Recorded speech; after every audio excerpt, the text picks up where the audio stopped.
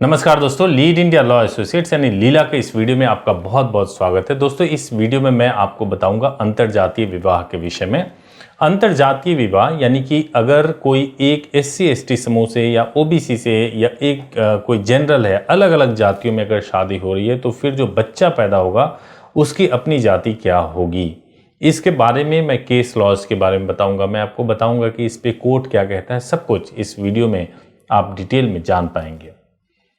दोस्तों, अंतरजातीय विवाह से उत्पन्न संतान की जाति क्या होगी, एक सवाल है कि यदि कोई अंतरजातीय विवाह करता है और उनमें से एक पार्टनर अनुसूचित जाति या जनजाति का होता है तो उनकी संतान को किस जाति में रखा जाता है। अंतरजातीय विवाह की संतान को पारंपरिक हिंदू विधि के हिसाब से यानी कानून में वर्ण संकर कहते हैं और वह शूद्रों के श्रेणी में आते हैं। अब एक और प्रश्न आता है कि क्या आधुनिक कानून में, आधुनिक विधि में उन्हें शूद्र कहकर अनुसूचित जाति का लाभ दे सकते हैं। दरअसल यह प्रश्न केरल राज्य में, सपना बनाम केरल राज्य 1993 में उठा था। उस समय जब यह प्रश्न उठा तो केरल सरकार ने एक अधिनियम पारित किया था। इसके अंतर्गत यह उपबंध बनाया गया, यह लॉ बनाया गया था कि अंतरजातीय विवाहों की संतान को अनुसूचित जातियों के मिलने वाले लाभ दिए जाएंगे। लेकिन केरल उच्च न्यायालय ने यह निर्णय दिया कि ऐसे विवाह की संतानें अनुसूचित जाति की सदस्य नहीं हो सकती है। तब प्रश्न उठता है कि जब वर्ण संकर यदि उच्च जाति के सदस्य नहीं हो सकते तो उन्हें शूद्र जाति का सदस्य क्यों न माना जाए।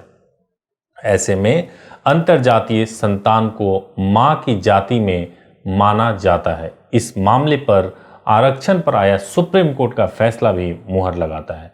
न्यायमूर्ति आफ्ताब आलम और न्यायमूर्ति प्रकाश देसाई की पीठ ने रमेश भाई दभाई नायिका की गुजरात सरकार के फैसले को अपील करने वाली याचिका को बरकरार रखते हुए कहा कि अंतरजातीय विवाह से उत्पन्न हुए बच्चे को आरक्षण के लाभ से इसलिए वंचित नहीं रखा जा सकता कि उसका पिता उच्च वर्ग से है। गौरतलब है, आपको मालूम हो कि गुजरात सरकार ने याचिकाकर्ता को अनुसूचित जनजाति के तहत आरक्षण देने से इनकार कर दिया था क्योंकि उसके पिता उच्च क्षत्रिय समुदाय के थे।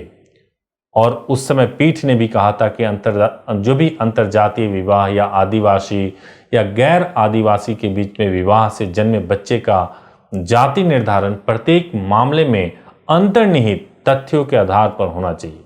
शीर्ष न्यायालय ने कहा कि अंतरजातीय विवाह या आदिवासी या गैर आदिवासी के बीच में विवाह एक पूर्व धारणा हो सकती है कि बच्चे को पिता की जाति मिले। तो ये थे दो अलग धर्म और जातियों के लोगों के बीच हुई शादी करने के बाद से पैदा हुए संतान के अधिकार के संबंध में जानकारी। लेकिन मैं आपको यह भी बता दूं दोस्तों कि आपको कई बार ऐसा होता है कि बोला जाता है कि जो माँ की जाति होती है वही बच्चे की जाति होती है। लेकिन अब जो प्रैक्टिस में है वो यह है कि जाति तय करने का जो अधिकार है वो बच्चे का है। बच्चे की परवरिश किस धर्म के मुताबिक, किस जाति के मुताबिक हुई है, ये बच्चा तय करता है कि उसे किस जाति में रहना है। आरक्षण का लाभ मिले या ना मिले यह तय करने के लिए जो फैक्चुअल सिचुएशन होता है उसमें जब हम कोर्ट में जाते हैं तो कोर्ट के माध्यम से आप ये अधिकार हासिल कर सकते हैं कि आपको आरक्षण मिलेगा या नहीं मिलेगा। अगर आपको वीडियो अच्छा लगा हो तो लाइक कीजिए, शेयर कीजिए, सब्सक्राइब कीजिए। बहुत बहुत धन्यवाद।